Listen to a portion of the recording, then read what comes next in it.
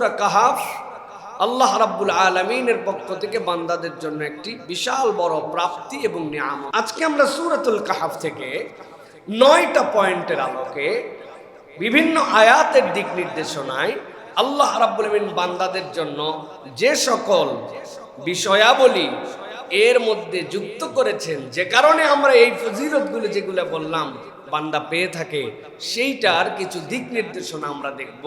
যে সূরাতুল কাহাফ আমাদেরকে 9টা দিকে আমাদেরকে আল্লাহর পথে পরিচালিত হতে উদ্বুদ্ধ করে। যেই 9টা পয়েন্ট আল্লাহ রাব্বুল আলামিন সূরাতুল কাহাফের মধ্যে ঢুকাই দিয়ে রেখেছেন, কিয়ামত পর্যন্ত অনাগত মানুষ যেন এর ভেতর থেকে তার পথ পাথেয়, দিক নির্দেশনা, হিদায়েত, অন্তরের আলো, ঈমান বৃদ্ধির কর্ম, এগুলো যেন সে সেখান থেকে হাসিল করতে পারে। সুবহানাল্লাহ। এর 1 নম্বর হচ্ছে আল্লাহ বলতেছেন, তুমি সুপথ প্রাপ্তদের মধ্যে অন্তর্ভুক্ত থাকতে চাও, হেদায়েতের উপরে তোমার পাকে তুমি স্থির রাখতে চাও, এদিক ওদিক দৌড়াদৌড়ি করে এটা হবে না। হেদায়েতের উপর অটল অবিচল থাকা, সুপথ প্রাপ্ত হওয়া, আল্লাহর সন্তুষ্টি অর্জন ছাড়া সম্ভব নয়। আল্লাহর যার প্রতি সন্তুষ্ট সে হেদায়েতের উপরে অটল এবং অবিচল থাকতে পারবে। সুবহানাল্লাহ। আল্লাহ রাব্বুল আলামিন বলছেন সূরা কাহাফের প্রথম দিকের 17 নম্বর আয়াতের মধ্যে আল্লাহ বলছেন, যেই মানুষগুলার কথা তোমাদের কাছে বললাম, কাহাফ নামে যেই সূরা তোমাদেরকে দিয়ে দিলাম, তুমি যদি সুপথ প্রাপ্তদের মধ্যে অন্তর্ভুক্ত হতে চাও, 1 নম্বর তোমার টার্গেট হবে আমার আল্লাহকে রাজি খুশি করা। আল্লাহ যদি সন্তুষ্ট হন, তোমাকে কেউ আর হেদায়েতের রাস্তা থেকে সরাতে পারবে না।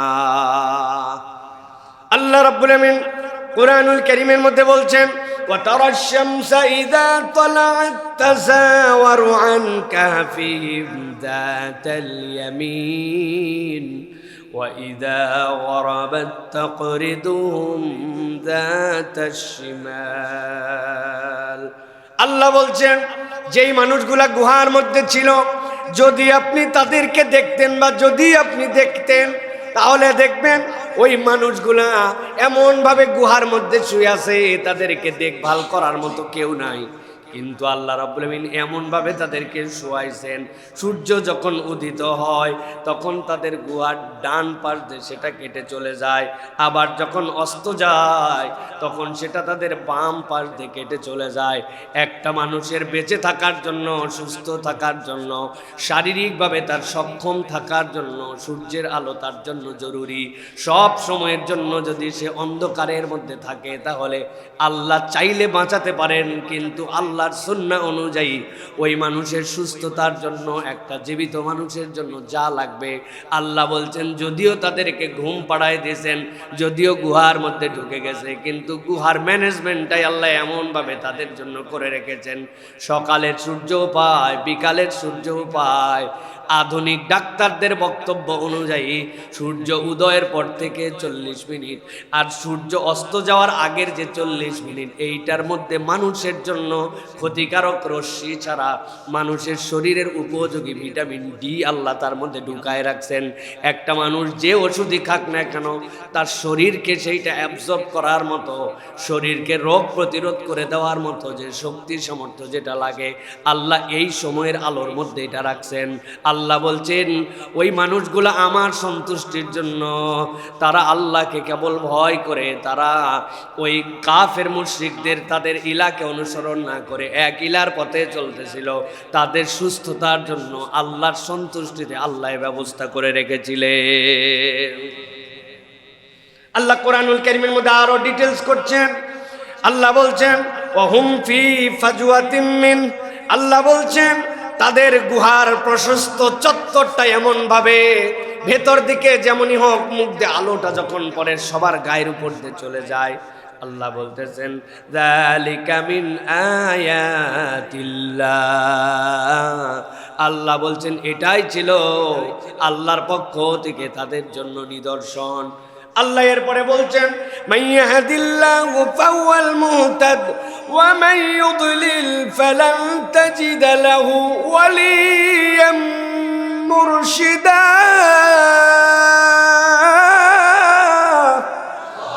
আল্লাহ বলছেন জেনে রাখো, আল্লাহ রাব্বুল আমিন যাকে হেদায়েত দেন, আল্লাহ যার জন্য হেদায়েতের পথকে নির্ধারিত করে দেন, আল্লাহ বলছেন কেবলমাত্র সেই পথ পায়।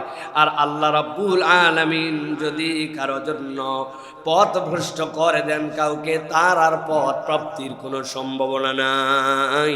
তার জন্য আর কোনো মুর্শিদ গাইডেন্স, তার জন্য আর কোনো রকম পথ প্রদর্শন করবে এরকম কোনো সাধ্য কারো নাই। আল্লাহ এই জন্য বলছেন তোমার ১ নম্বর টার্গেট হচ্ছে আল্লাহর সন্তুষ্টির পথে চলা। আল্লাহর সন্তুষ্টির পথে চললে বাকি বিষয় দেখার জিম্মাদারি আল্লাহ। সুবহানাল্লাহ।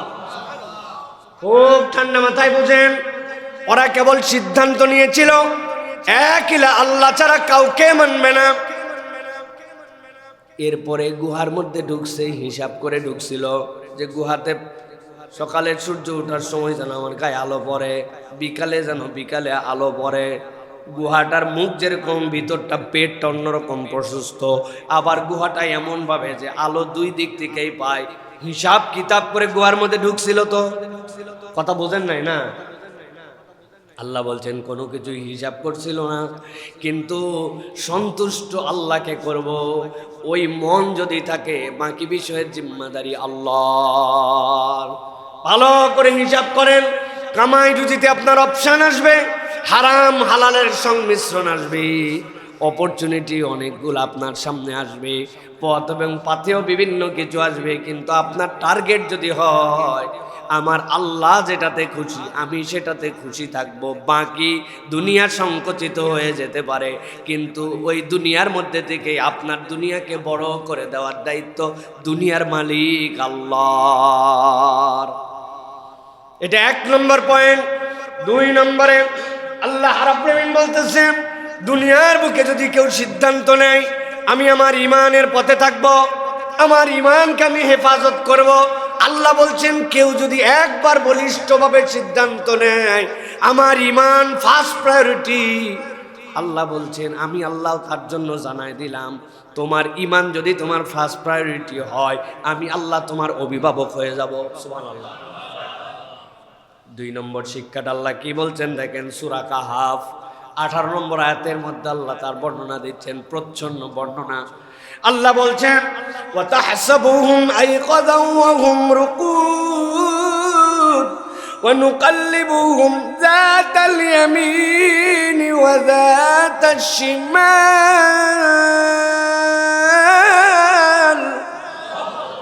আল্লাহ বলছেন তুমি মনে করবে তারা জেগে আছে, কি ভয়ঙ্কর। একজনের দিকে তাকায় আছেন, মনে হচ্ছে সে জেগে আছে, কিন্তু আসলে তারা নিদ্রিত। অনেক মুফাসসির বলছেন আল্লাহ তাদেরকে যে 300 বছর ঘুমায় নিছেন, এই সময় তারা ঘুমায় ছিল কিন্তু চোখগুলা খোলা। আল্লাহ রাব্বুল আমিন বলছেন আমি তাদেরকে 500 পরিবর্তন করাতাম। আল্লাহ বলছেন ওই ঘুমের মধ্যেই তারা ডান থেকে বামে ফিরতো, বাম থেকে ডানে ফিরতো। ভালো করে বুঝেন, একে তো ঘুমায় আছে কিন্তু তাকায় আছে, আবার কাত ফিরে তাকায়া। তাহলে যে কেউ যদি তাদেরকে দেখে তাহলে কি মনে করবে যে ঘুমন্ত না জাগ্রত? জাগ্রত। আল্লাহ বলতেছেন সাথে সাথে তাদের সাথে আরেকজনকে দিয়ে দিয়েছিলাম ওয়া কালবুম বাসিতুন জিরাআইহি বিল ওয়াসিদ। ওই গুহার মুখে 2 পা সামনে দিয়া আরেকজন তাদের সাথে যুক্ত হয়ে গিয়েছিল, কুকুর কিতমির। ওই কুকুরটা এমনভাবে তাকায় থাকতো, ভিতরের লোকও ঘুমানো, মাঝে মাঝে পার্শ্ব পরিবর্তন করে তাকায়া তাকায়া। আবার কুকুরও ঘুমায় কিন্তু কুকুর গুহার মুখে চোখগুলা বড় বড় করে তাকায় আছে। আল্লাহ নিজেই বলছেন লাউইত্তালা'তা আলাইহিম লাওয়াল্লাইতা মিনহুম, তুমি যদি তাদেরকে উঁকি দিয়ে দেখতে তাহলে তাদের এই চেহারা দেখে এমনভাবে আল্লাহ রাখছিলেন আতঙ্কগ্রস্ত হয়ে ভয়ে তুমি পালায় যেতে, খাইয়ে ফেলবে। আল্লাহু আকবার। আল্লাহ রাব্বুল আমিন বলছেন ফিরারাম ওয়ালা মুলিতা মিনহুম রুবা, যদি দেখতে আতঙ্কগ্রস্ত হয়ে যেতে আর যদি তুমি তাদের কাছে যেতে তাহলে তুমি পালায় যেতে। আল্লাহ বলছেন কেউ তাদেরকে গাইড করে নাই, কিন্তু তারা ইমানের পথে অবিচল থাকার কারণে আল্লাহ তাদের অভিভাবক হয়ে গেছেন।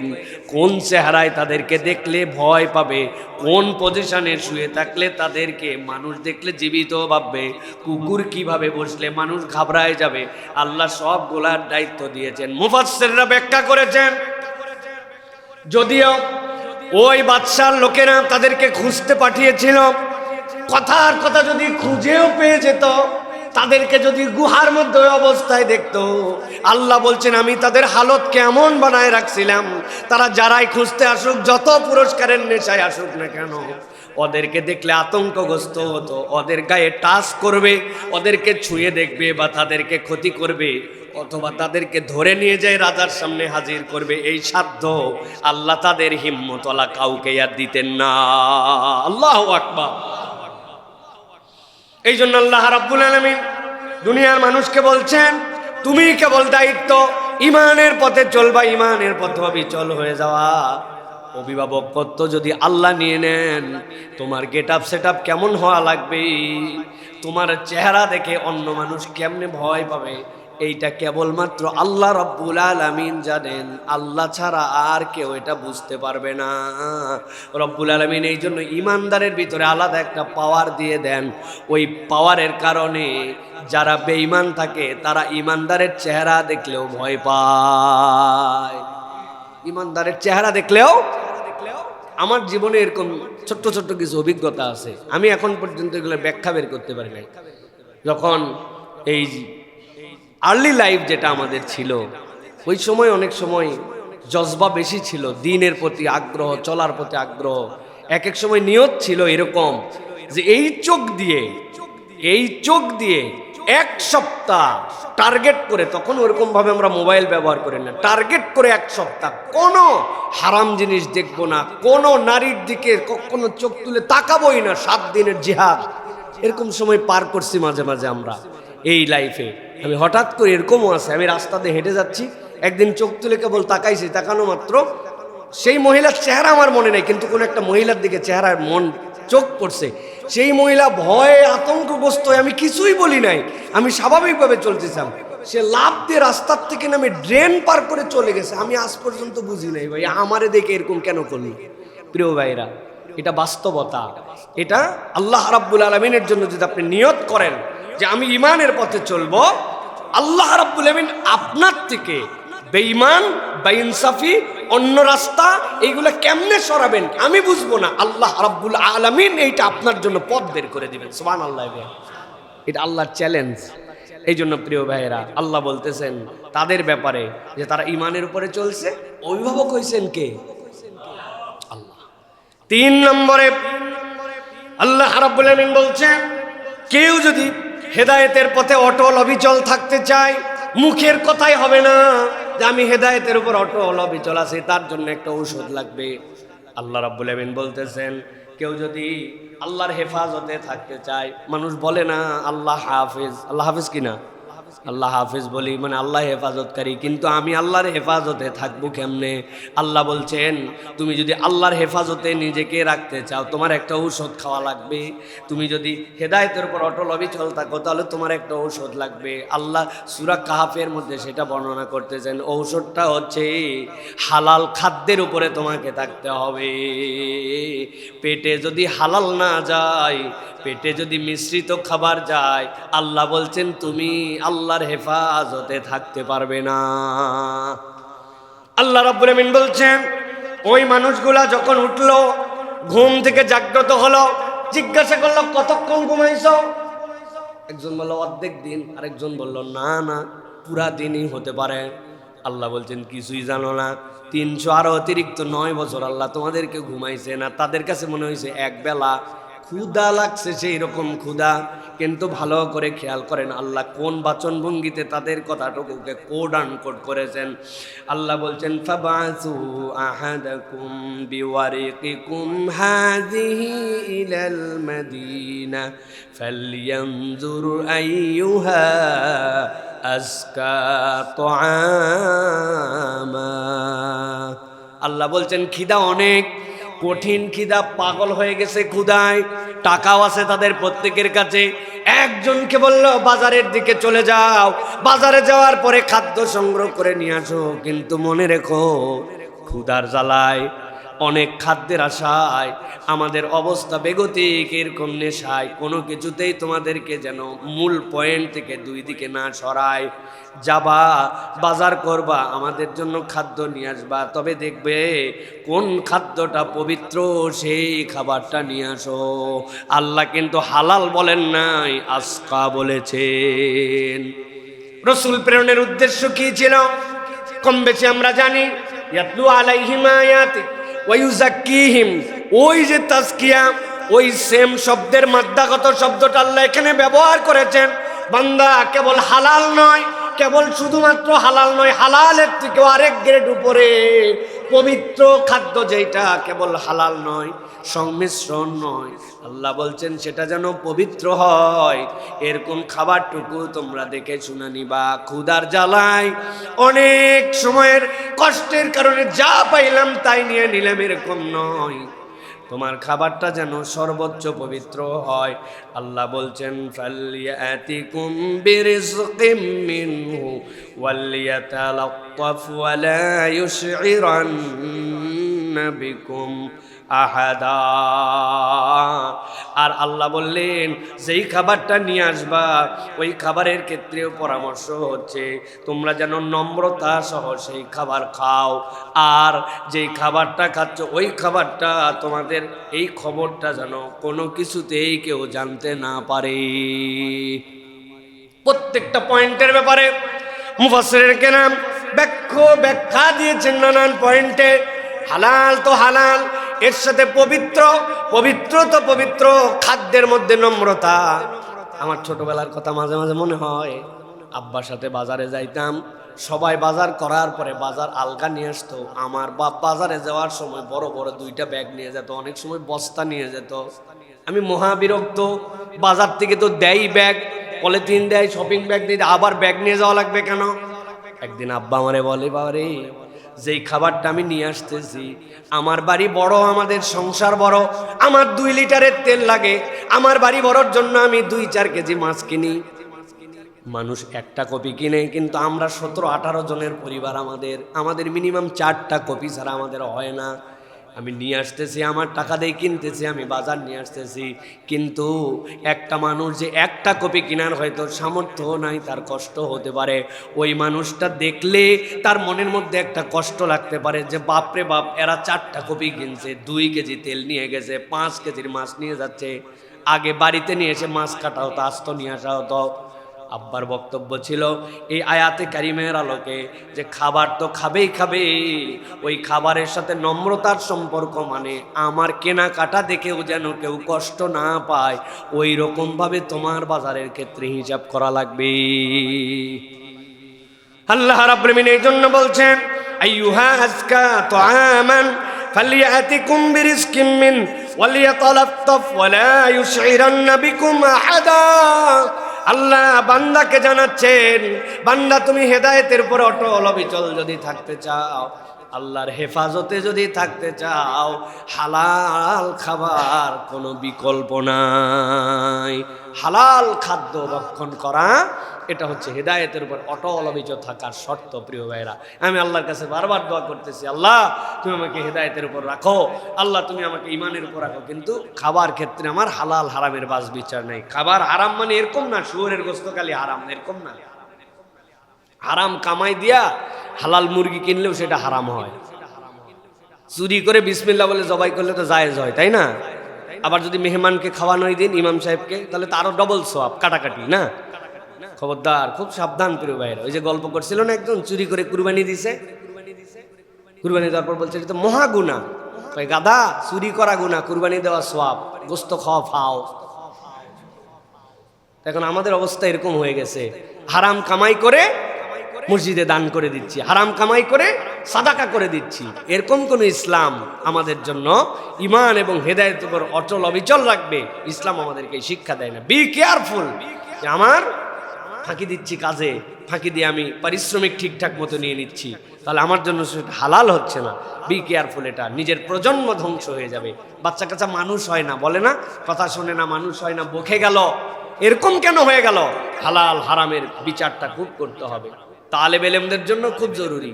মাদ্রাসার ফান্ড আছে যেখানে এতিম মিসকিন পোষা হয়, হ্যাঁ, যেখানে অনাথ দুস্থ সেই জায়গায় তারা ভক্ষণ করে, তাদের জন্য যাকাত হালাল, তাদের জন্য একদম নিরেট সাদাকা, যেইগুলো একদম গরিবের হক সেটা হালাল। কিন্তু আপনার সে অবস্থা নাই, কিন্তু আপনি চিন্তা করছেন আমি তালেব ইলম, সেই হিসাবে আমিও খাইতে পারি, আপনিও কৌশলে ওই ফান্ডেরটা খান। এই খাওয়া দ্বারা কিছু হবে না, রুহ মরে যাবে, অন্তর শেষ হয়ে যাবে। Be careful. এই জন্য ভাই কষ্ট করে হলেও আমাদেরকে হালালের প্রতি নিজেদেরকে অটল অবিচল রাখতে হবে। আল্লাহ যেন তৌফিক দান করেন। 4 নম্বরে, যেই ব্যক্তি দুনিয়ার স্বার্থ ত্যাগ করে এবং দ্বীনের জন্য হিজরত করে আর আল্লাহ রাব্বুল আলামিনের ঈমানকে হেফাজত করতে চায়, 3টা পয়েন্ট বলেছি।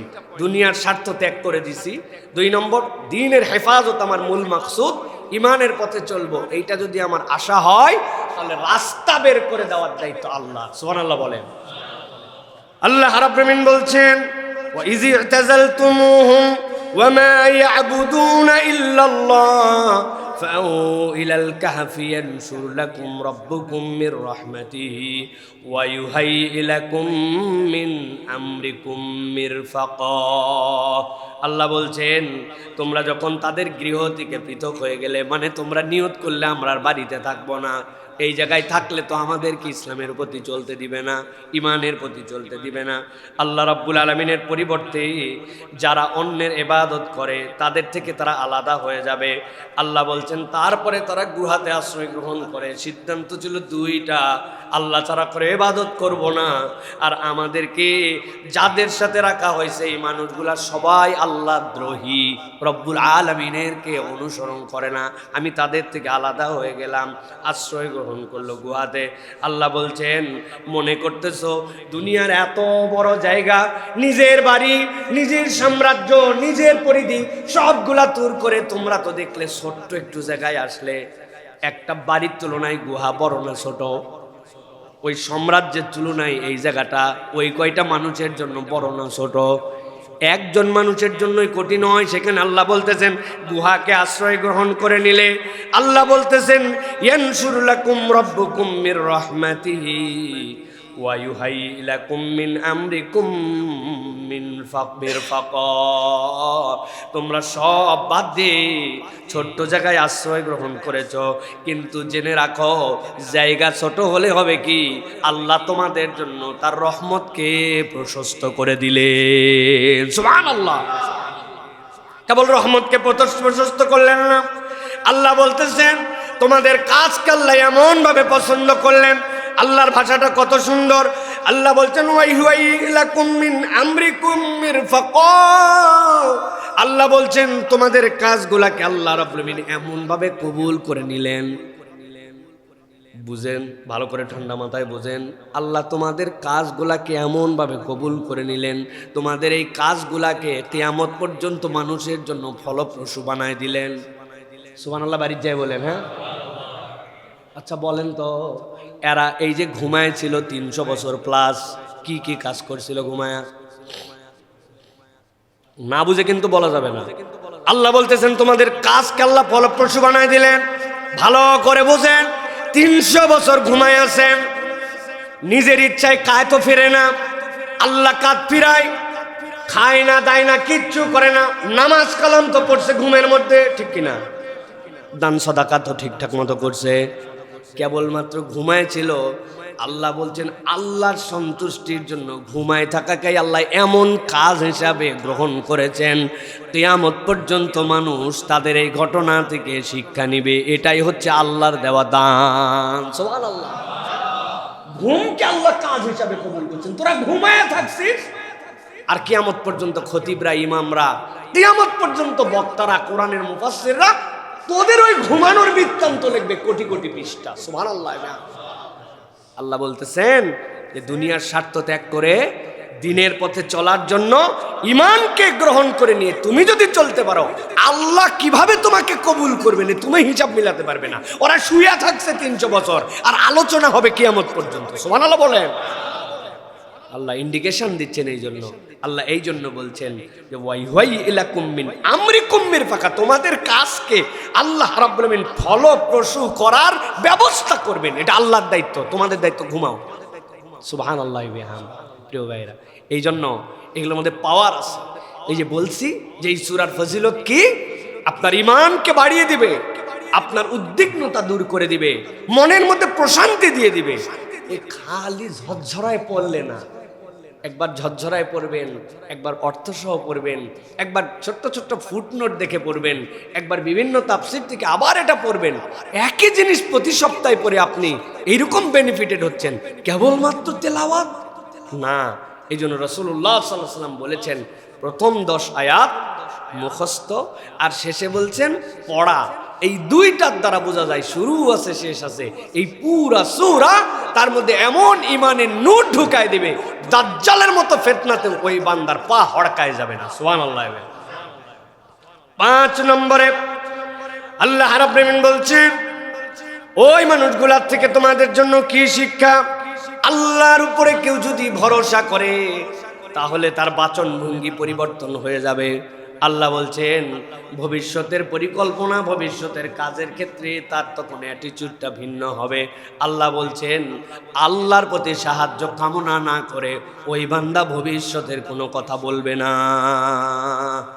আল্লাহ কোরআনুল কারীমের মধ্যে সূরা কাহফের মধ্যে বর্ণনা দিচ্ছেন ওয়ালা তাকুলান্না লিশাইইন ইন্নী ফাইলুন যালিকা গাদা ইল্লা আন ইয়াশা আল্লাহ।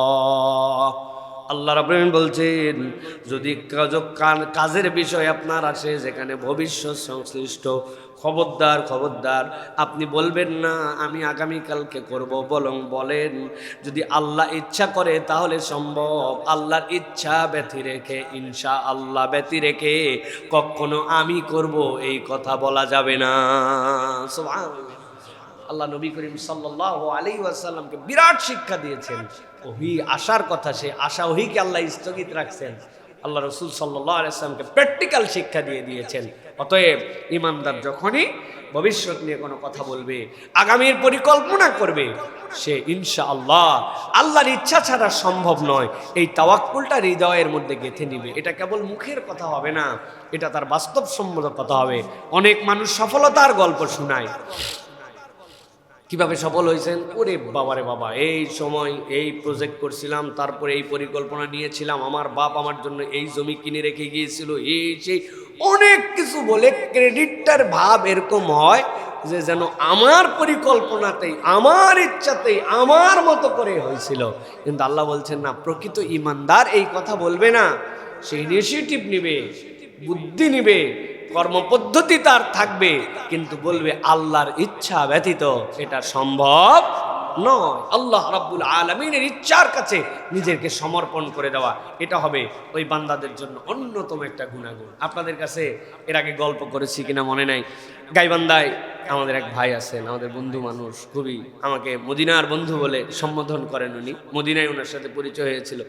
যথেষ্ট আল্লাহ রাব্বুল আলামিন তাদেরকে সম্পদ দিয়েছেন। ওনার আব্বার সাথে আমরা একবার দেখা করতে গিয়েছিলাম, নাম বলে দিলে চিনে ফেলবেন অনেকে, এই জন্য বলতেছি না। তো ওনার আব্বা সরল সোজা মানুষ, অত শিক্ষিত মানুষ না, খুবই, কিন্তু অনেক সম্পদ আল্লাহ তাকে দিয়েছে। তাদের বাড়ি এরকম যে তাদের বাড়ির সিঁড়িতে দোতলায় ওঠার পরে খাওয়ার ঘরে যেতে হলে মনে হবে রিক্সা নিয়ে যায়, হাঁটতে হাঁটতে পা ব্যথা হয়ে যাওয়া জোগাড়। কত বড় বাড়ি! চাচাকে জিজ্ঞাসা করছে, চাচা এত টাকা পয়সা, এত বড় বাড়ি কেমনে হলো? মুরব্বী হয়ে গেছে। আমরা চিন্তা করছি এবার তো গল্প শুরু করবে, এই করছিলাম, আমার দাদা জমি রেখে গেছিল, বাপ এই পরিকল্পনা করছিল, এইভাবে ব্যবসায় স্টক করছিলাম, তারপরে স্টক বেচে লাভ করছি।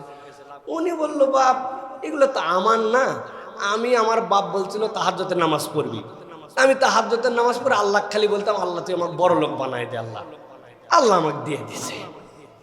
কথা শেষ, এইটুকুই কথা বলছে। তাহাজ্জুদের নামাজে আল্লাহকে বলছে আল্লাহ তুই আমার বড় লোক বানাই দে, আমি গরিব থাকতে চাই না, আল্লাহ আমাকে দিয়ে দিছে, শেষ।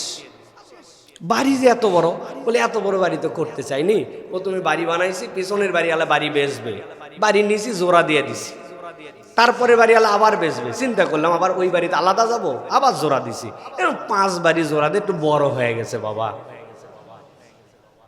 আল্লাহ রাব্বুল আলামিনের বান্দা কতগুলো আছে এরকম, ও নিজের ক্রেডিট বোঝে না, ও জানে আল্লাহ দিছে। এই তাওয়াক্কুলটা আল্লাহ বলতেছেন ভবিষ্যৎ পরিকল্পনার ক্ষেত্রে তুমি বলবা ইনশাআল্লাহ। 6 নম্বরে, অনেক মানুষ অভিযোগ করে আমার মনে থাকে না, ভুলে যায়। আল্লাহ রাব্বুল আলামিন বলতেছেন এই মনে না থাকা, ভুলে যাওয়া, এটা অন্তরের রোগ। আল্লাহ বলছেন এই অন্তরের রোগ যদি সমাধান না হয় তাহলে তুমি তোমার মানসিক প্রশান্তি পাবে না। আল্লাহ বলছেন এই ভুলে যাওয়া অন্তরের রোগ, এইটার সমাধান হচ্ছে আল্লাহর জিকির। ওই মানুষ, যেই মানুষগুলা আল্লাহর জন্য বের হয়ে গেল, আল্লাহ বলছেন সেই মানুষগুলা আল্লাহর জিকিরের হালতে থাকার কারণে আল্লাহ তাদেরকে কখনো পদচ্যুত করেন না। সুবহানাল্লাহ। এটার আরেকটা ব্যাখ্যা আছে, ওই মানুষগুলা যে কাঁধ ফিরত, এ কাঁধ থেকে ও কাঁধ ফিরত, ওই মানুষগুলা যে শুয়ে থাকার পরেও তাকায় থাকতো, আল্লাহর বান্দারা যে অবস্থাতে, জাগ্রত অবস্থাতে আমল করেছিল, আল্লাহ বুঝাতে চান ওই বান্দাগুলা শোয়া অবস্থাতেও জাগ্রত আমল করার কারণে আল্লাহ তাদের ঘুমন্ত অবস্থাতেও এই সময়গুলোকেও জাকেরিনদের মধ্যে অন্তর্ভুক্ত করে নেন। সুবহানাল্লাহ। উম্মতে মুহাম্মাদির জন্য এই বোনাস নবীজি জানাই দিয়ে গেছেন, কেউ যদি এশার সালাত আদায় করে আর যদি নিয়ত করে আল্লাহ আমি যদি ফজরের ওয়াক্তের আগে একটু উঠতে পারি, আমি 2টা রাকাত 4টা রাকাত 2 করে আমি একটু তাহাজ্জুদ পড়ব, আল্লাহ ওরে এমন ঘুম দেওয়া দিছে, মুয়াজ্জিনের আজানের 1 সেকেন্ড আগে আর উঠতে পারে নাই, আজানের পরে তাকে ডেকে দেওয়ার পরে উঠছে, কিসের তাহাজ্জুদ কিসের কি, কিন্তু ফজরের নামাজে সে চলে গেছে। আল্লাহ বলতেছেন উম্মতে মুহাম্মাদির জন্য আল্লাহ নিয়ামত দিয়ে রাখলেন, সে আল্লাহকে স্মরণ করে জিকিরের নিয়ত করে এশার সালাত আদায় করে ঘুমাইছিল, ফজরের নামাজ পড়ছে, সারা রাত পিওর একটা ঘুম হয়েছে, কিন্তু আল্লাহর ফেরেশতারাও ফজরের পরের থেকে লেখছে যে সারা রাত এই বান্দা তাহাজ্জুদ পড়েছে। আল্লাহ রাব্বুল আমিন বলতেছেন ওয়াজকুর রাব্বাকা ইযা নাসিতা ওয়া কুল আসা আন ইয়াহদিয়ানি রাব্বি লিআকরাবা মিন হাযা রাশাদা। আল্লাহ বলছেন আপনি বলেন এ আমার হাবিব, যখন আপনি ভুলে যান তখন আপনার পালনকর্তাকে স্মরণ করেন, আর আপনি বলেন আশা করি আমার পালনকর্তা আমাকে এর চাইতেও নিকটতম সত্যের পথ দেখায় দিবেন। আল্লাহ আমি ইচ্ছা করে ভুলে যাই নাই, আমার আশা ছিল আমি করব, কিন্তু আমি ভুলে গেছি আল্লাহ, এখন আপনাকে আবার স্মরণ করতেছি। আল্লাহ বলছেন ওই বান্দাকে রব্বুল আলামিন এর থেকেও বেশি আল্লাহর পক্ষ থেকে ফজিলত দিয়ে দিবে। আমার সালাত মিস হয়ে গেছে কিন্তু আমি গাফেল হয়ে যাই নাই, মনের আফসোস নিয়ে আল্লাহর সামনে দাঁড়ায় গেছি, রব্বুল আলামিন আমার সালাতটা কাজা হয়ে গেছে। বান্দা যখন ওয়াক্ত শেষ হওয়ার পরেও তার কাজা সালাত আদায় করে, আল্লাহ ফেরেশতাদেরকে নির্দেশ দিয়ে দেন দেখ বান্দা আমার কি করে, আমার বান্দা মিস হয়ে গেছে মানে আমাকে ভুলে যায় নাই, যখন স্মরণ হয়েছে তখনই আদায় করতে শুরু করছে। আল্লাহ খুশি হয়ে এই বান্দার স্পেশাল মর্যাদা দিয়ে দেন। এই জন্য আল্লাহকে স্মরণ করা আমাদের ভুলে যাওয়া থেকে আল্লাহকে, আমাদের ভুলে যাওয়ার কাজগুলাকেও আল্লাহর দয়াতে আমাদের জন্য দ্বিগুণ ফজিলতপূর্ণ বানায় দেয়। সুবহানাল্লাহ। সালাফরা এই জন্য বলতেন ঘাবড়ানো যাবে না। ঘাবড়ানো হচ্ছে শয়তানের পক্ষ থেকে একটা ওয়াসওয়াসা। ঘাবড়ায় যায় না মানুষ, আমি ঘাবড়াই গেছি একবারে, ভাই পেরেশান হয়ে গেছে একবারে, আর কি করব না করব। প্রকৃত ইমানদার ফার্স্ট্রেটেড হয়ে যায় না, চূড়ান্ত ফার্স্ট্রেটেড সে কখনোই হয় না। এটা কিভাবে সম্ভব? আল্লাহর জিকির লাগবে, দিলের সাথে জড়িত লাগবে। এই জিকিরের 3টা লেয়ার আছে, আমি প্রচুর এর আগে এই বিষয়ে আপনাদের কাছে কথা বলেছি। একটা আজকার, আমার মুখ দিয়ে এই জিকিরের একটা আলাদা দাম আছে, এই জিকিরের একটা ফজিলত আছে, এই জিকিরের একটা আলাদা কোডিং পাওয়ার আছে। কি বলছি ভাই? আপনার মোবাইল বাইর করেন, ক্যালকুলেটর আপনাকে দিচ্ছি, একটু ক্যালকুলেটর আমি হিসাব বলি, আপনি একটু লেখেন তো। 27, 29, 126, 2023, 129 যোগ দেন তো ভাই, কয় টাকা হয়েছে? কারা কারা যোগ দিতে পারছেন এর মধ্যে? মুখে মুখে পারছেন? পারেন নাই। কিন্তু আপনি যদি ক্যালকুলেটর চাপতেন ওই সংখ্যাগুলো সেখানে থাকতো, একটা ইজিক্যাল টু দিছেন, সাথে সাথে আপনার যোগফল চলে আসছে না? আল্লাহর আসকারগুলা আপনি বুঝবেন না, আমি বুঝবো না। 7 বার আস্তাগফিরুল্লাহ পড়ো, 3 বার 33 বার সুবহানাল্লাহ, 33 বার আলহামদুলিল্লাহ, হ্যাঁ, একবার এটা, 3 বার এটা। কি রে ভাই, আপনি কি মনে করতেছেন? কিন্তু এর মধ্যে রিয়ালি কে ই ওয়াই কি আছে, এর মধ্যে একটা চাবি আছে, যে কোডিংটা আপনি বুঝেন না। এই কোডিং এর দ্বারা আল্লাহ রাব্বুল আলামিন ওই বান্দার জন্য কি দিবেন হাসরের আগে আপনি বুঝতে পারবেন না। সুবহানাল্লাহ। ওর মধ্যে কোডিং করা আছে। ওই যে সুইচ বলে অন, ও আর এন, ও আর এন এর মধ্যে কি আছে? কিছুই নাই। অন মানে অন, আপনি বুঝবেন না। ওইটার সিস্টেমের মধ্যে একটা সফটওয়্যার ডেভেলপ করা আছে। আল্লাহ তার মুখের আসকারগুলোর মধ্যে সিস্টেম ডেভেলপ করায় রাখছেন। বান্দা কয়বার পড়লে কি ফজিলত হবে ও জানবে না, কিন্তু আমি তাকে আল্লাহর পক্ষ থেকে ওই নিয়ামত দিব। কয় হুজুর বলে দিছে আউযুবিল্লাহ বিসমিল্লাহ সূরা একবার ইখলাস, একবার ফালাক, একবার নাস, ফু দেন, দিয়ে গায়ের মধ্যে মসা করেন, আবার দেন, ফু দেন, আবার দেন, 7 বার সূরা পাতায় পরে পানির মধ্যে ফু দেন, এরপরে খান। এই ফজিলত কি রে ভাই, একবারে 9 বার পড়লে কি হবে? না, ওটা কোডিং আছে, আপনি আমি বুঝবো না। দুনিয়ার এতগুলা সফটওয়্যারের কোডিং থাকলে আমার আল্লাহর মধ্যে কোড ঢুকায় রাখছেন, আপনি করে দেখবেন আল্লাহ কি দেন আল্লাহই জানেন। সুবহানাল্লাহ। এটা মুখের আসকার। আরেকটা জিকিরের হালত অন্তর, আপনার অন্তর যেন আল্লাহ থেকে গাফেল না হয়ে যায়। আরেকটা জিকির কি? আরেকটা জিকির আল্লাহ যে নিয়ামত দিয়েছেন ওই নিয়ামতের হক অনুযায়ী ওইটাকে আদায় করা। আজান হয়ে গেছে, আপনি জিকির করতেছেন এখন, সুবহানাল্লাহ সুবহানাল্লাহ সুবহানাল্লাহ আলহামদুলিল্লাহ আল্লাহু আকবার লা ইলাহা ইল্লাল্লাহ 1 কোটি বার যদি পড়তেছেন, কিন্তু আপনার নামাজের পরে ফরজ, এই জিকিরে কাম হবে? আজানের পরের জিকির হচ্ছে আপনার নামাজের জন্য আসা। সম্পদ আল্লাহ দিয়ে দিয়েছেন, আপনি ফকির মিসকিন দান সাদাকা সব করেন, কিন্তু সাথে আল্লাহ হজ ফরজ করছেন, আপনি দান সাদাকার জিকির আদায় করতেছেন, হক আদায় করতেছেন, কিন্তু আপনি হজে যান না, আপনার জিকির হবে না। এই জন্য এই লেয়ারটাও বুঝে নিতে হবে। আল্লাহ রাব্বুল আলামিন এই 3টার সমন্বয়ে যখন বান্দার দিল পূর্ণ হয়ে যাবে, আল্লাহ বলছেন ওই বান্দার প্রত্যেকটা ভুলে যাওয়া কাজকেও আল্লাহ রাব্বুল আলামিন নিয়ামত বানায় দেন। 7 নম্বরে, কিয়ামতের দিনে জেগে ওঠা খুবই সহজ, আল্লাহ বুঝ দিয়ে দিয়েছেন। আল্লাহ বলছেন ওয়ালাবিথু ফি কাহফিহিম সালাসামিয়াতি সিনিনা ওয়াজদাদু তিসআ। আল্লাহ বলছেন 309 বছর ঘুমায় দিলাম, ওই মানুষগুলাকে জাগায় দিলাম, ওঠার পরে মনে হলো একদিন অথবা একদিনের কিয়দাংশ আমরা ঘুমাইছি। আল্লাহ বলছেন যেই আল্লাহ তোমাদেরকে এইটা করে দেখালেন, ওই আল্লাহর কাছে কিয়ামত ঘটানো কোনো ব্যাপার নয়, ঠিক কিনা? আল্লাহ এই জন্য এর দ্বারা কিয়ামতের প্রতি সুদৃঢ় ঈমান যেন আমাদের আসে, সেই দিকে আমাদের ইন্ডিকেট করেছেন। 8 নম্বরে আল্লাহ রাব্বুল বলছেন দুনিয়া এবং আখিরাতের কল্যাণ তুমি পেতে চাও, আমরা চাই কি চাই না? দুনিয়ার কল্যাণ কি পেতে চাই? আখিরাতের কল্যাণ পেতে চাও? আল্লাহ বলছেন আমার পদ্ধতিকে একটা ছোট্ট একটুখানি সূত্র দিয়ে দিলাম, 2 যোগ 2 যদি 4-এর ফলাফল মেলাতে চাও, আল্লাহ বলছেন তুমি যদি দুনিয়া আখিরাতের কল্যাণ যদি তোমার সাথে যুক্ত করতে চাও, আল্লাহ বলছেন আল্লাহ রাব্বুল আমিনের নেককার বান্দাদের সোহবত ছাড়া এইটা সম্ভব নয়। নেক বান্দাদের সোহবত লাগবে। আল্লাহ বলছেন ওয়াসবির নাফসাকা মা'আল্লাযীনা ইয়াদউনা রাব্বাহুম বিল গাদাতি ওয়াল আশি ইউরিদুনা ওয়াজহাহু ওয়া লা তা'দু আইনাকা আনহুম তুরিদু যিনাতাল হায়াতিদ দুনিয়া ولا تطع من أغفلنا قلبه عن ذكرنا واتبع هواه وكان أمره فرطا। আল্লাহ বলছেন ও আমার হাবিব, আপনার জন্য আপনার উম্মতের জন্য জানাই দেওয়া হলো আপনি নিজেকে তাদের সঙ্গে আবদ্ধ করে রাখুন, ওই মানুষগুলোর সাথে আপনার চলাচল বৃদ্ধি করেন, ওই মানুষগুলোর সাথে আপনাকে জুড়ায় দিয়ে রাখেন।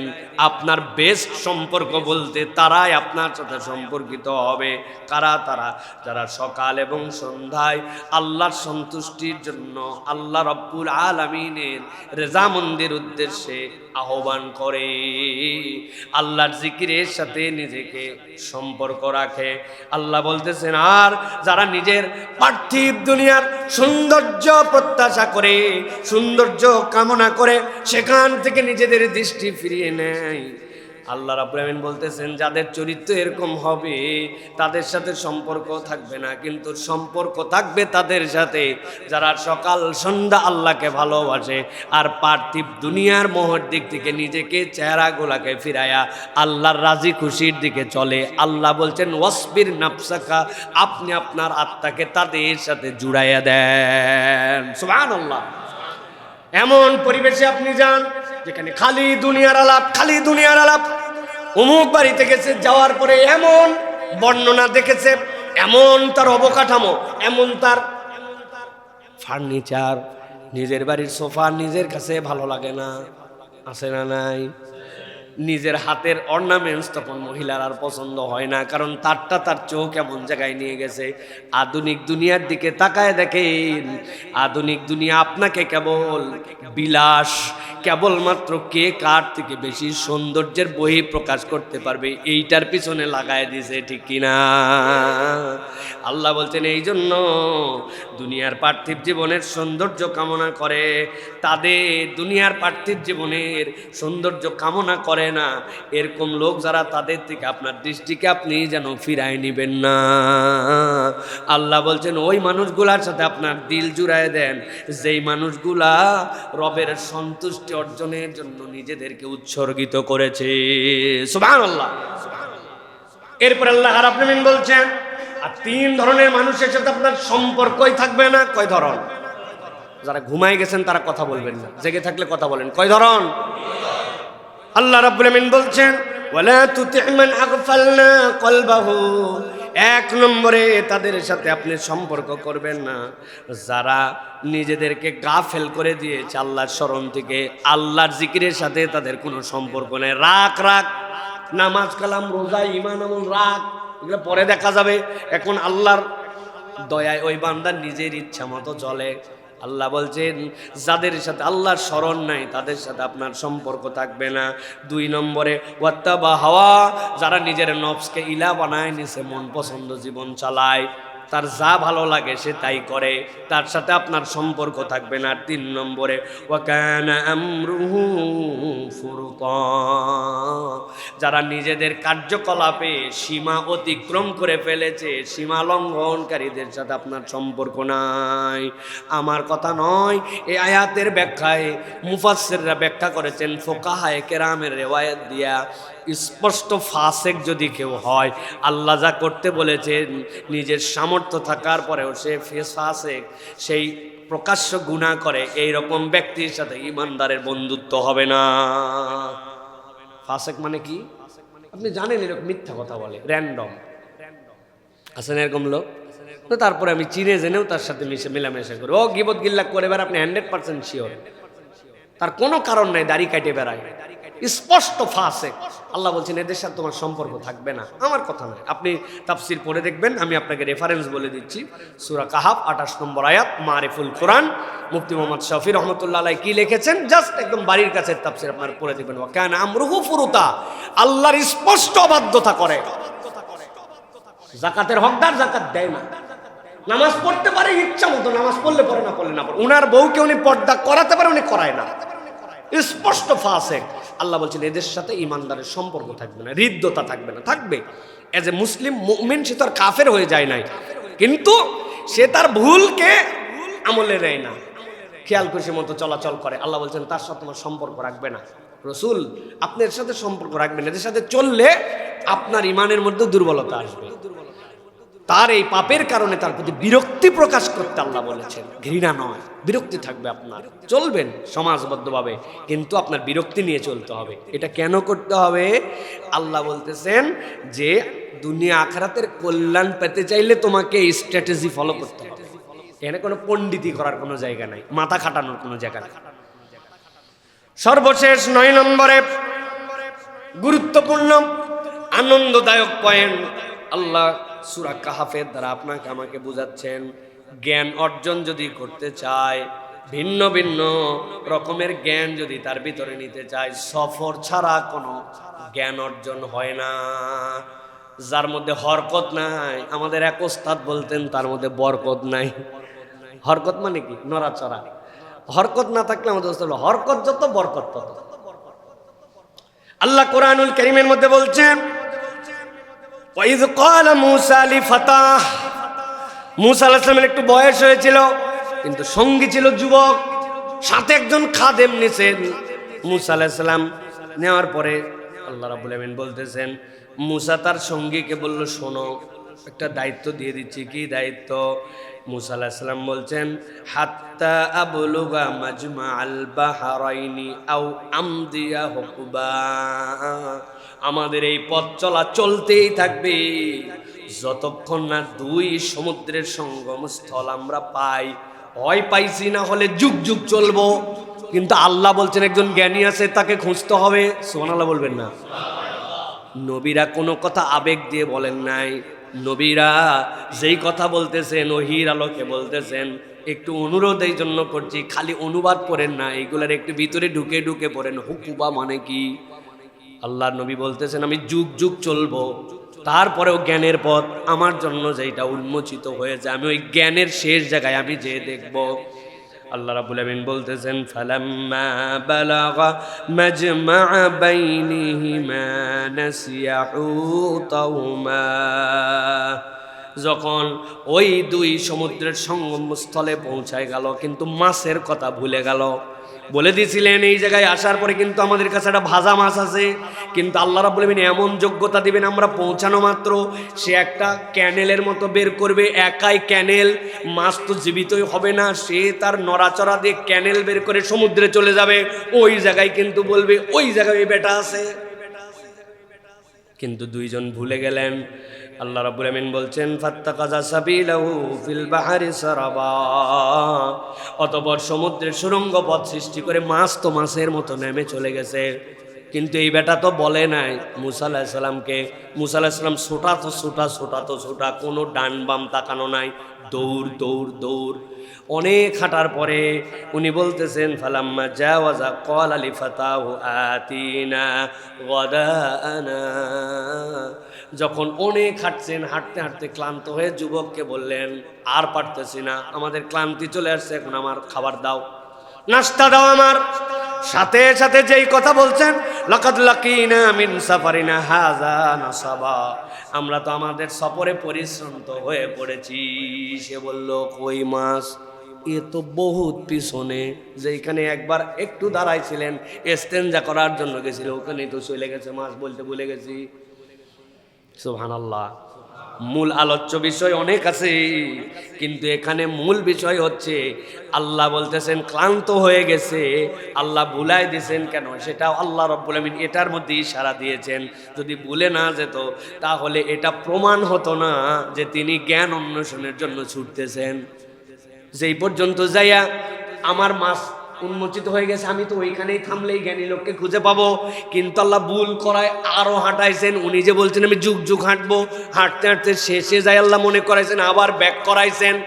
তার মানে জ্ঞান অর্জনের জন্য তার যে আবেগ, আল্লাহ বলছেন এই আবেগটা বান্দা যখন জ্ঞান অর্জনের জন্য ছুটতে শুরু করবে, সফরের মধ্যে আল্লাহ তাকে জ্ঞান দেন। দূরের প্রতিষ্ঠান যদি ভালো হয়, সেখানে পড়ার দ্বারা বাড়ির কাছের থেকে ওইটার মধ্যে বরকত হয়। এই জন্য বান্দা যখন সফর করে তখন আল্লাহ আল্লাহর নিদর্শনকে দেখতে পায়। এটাও একটা জ্ঞানের জন্য দিক নির্দেশনা। অন্তরে প্রশান্তি আসে, দিলের মধ্যে নতুন কাজ করার স্পৃহা জাগে। এই জন্য সফরের মধ্যেও কল্যাণ আছে। সুবহানাল্লাহ। সফরের মধ্যে মুক্তিও আছে। আল্লাহ চাইলে ওই মানুষগুলাকে ওদের বাড়ির মধ্যেই গুহা বানায় দিতে পারতেন, চোখ তাকায় শোয়াতে পারতেন। ওরা হরকত দিছে, যাই আমরা দেখি তো বের হই, তারপরে কি হয়। এটা কোরআনে বহু জায়গায় আছে। ইউসুফ আলাইহিস সালামেরটাও আছে। দরজা সবগুলা বন্ধ ছিল, কিন্তু উনি আল্লাহর উপর তাওয়াক্কুল করে ছুটছেন যখন, তখন সব দরজার তালা একাই খুলে গেছে।